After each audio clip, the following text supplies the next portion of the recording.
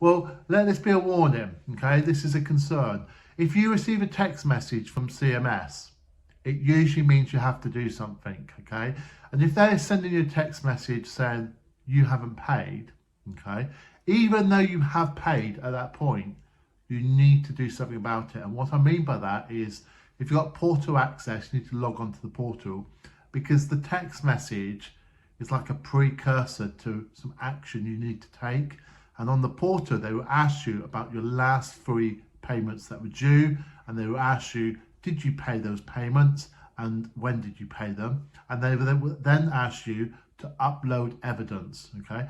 And the problem you have here is if the receiving parent reports a non-payment and then you do not react to that, and even though you have paid, you run the very real risk that you will end up on collect and pay. And that's because you haven't done anything, okay? You've paid.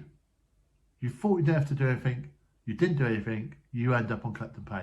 And often what the first sort of warning of this will be, actually, you get a letter, you get a deduction from your bank. And if I had £1 for every post I've seen in the last couple of weeks saying I was paying and then suddenly I'm a DEO, I'd probably be quite rich. Well, actually, I'd probably have about 20 quid. But you know, those posts are there. If you go onto any of the many Facebook groups dealing with CMS, okay, you'll have to scroll down a page or two, and you will see a post by someone that's been put on a DEO for whatever reason, and they, as far as they're concerned, they have paid.